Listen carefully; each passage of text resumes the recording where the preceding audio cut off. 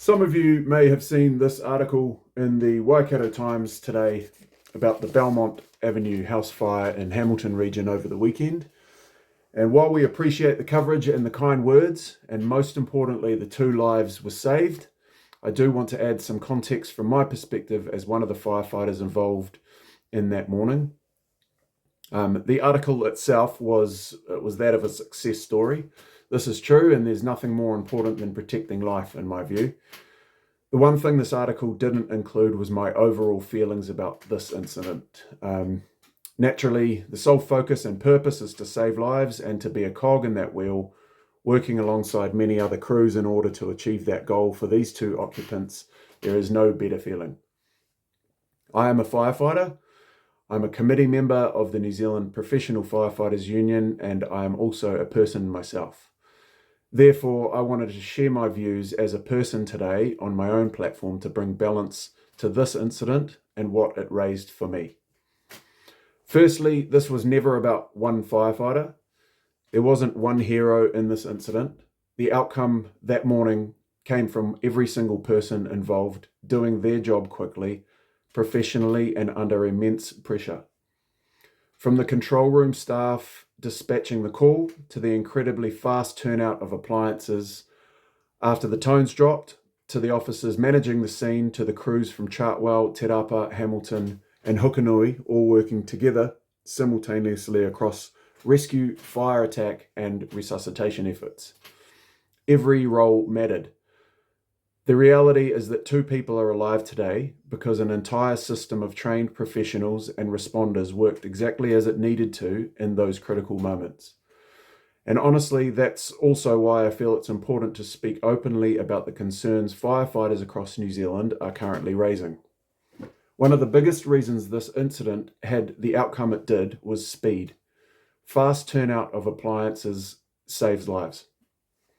The first crews arrived within minutes and immediately committed to internal search and rescue in near zero visibility conditions. Hukanui volunteers did an outstanding job and their support was hugely appreciated, but they were unable to arrive until approximately 11 minutes after the first appliance. This isn't a criticism of volunteers whatsoever. They are an incredible, valuable part of our community and of the emergency response network. But it highlights the critical importance of maintaining a properly staffed professional firefighting service capable of immediate response when seconds count. Because in jobs like this, time means absolutely everything.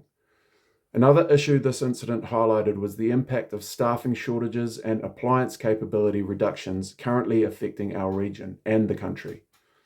The hazardous material/command unit was also turned out to this job, but could not respond due to short staffage. The appliance plays a crucial role in post-fire decontamination for firefighters, helping reduce exposure to carcinogens and limiting long-term cancer risks associated with this job. Instead, firefighters already committed to a high-pressure incident had to self-manage decontamination process themselves at the fireground. These are not abstract concerns. These are real operational impacts happening right now.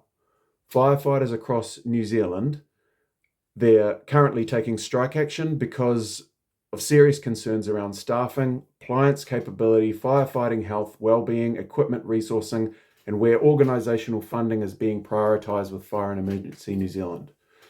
And while this incident thankfully had a positive outcome, I think it's important for people to understand that if this fire had occurred during strike hours or if staffing levels had delayed response times, the outcome may have looked very different. That's the reality firefighters think about. As one of the many people involved that morning, I can honestly say there's no better feeling than knowing you may have helped give somebody another chance at life. That's why we do this job. We train hard, we put ourselves in dangerous environments, and we turn up every day because protecting people, homes, and livelihoods genuinely matters to us. I do this job, and I'm proud of the people I work alongside. But I also feel a responsibility, to be honest, about my concerns for the future of our fire service. Because firefighters and control room staff deserve the staffing protection, equipment, and support required to safely do this work, and the public deserves the strongest emergency response possible when they call for help. Incidents like this show exactly why that matters, because when lives are on the line, minutes matter. Those are my personal views, but above all, the most important outcome Saturday morning is that 2 people having a fighting chance of life today.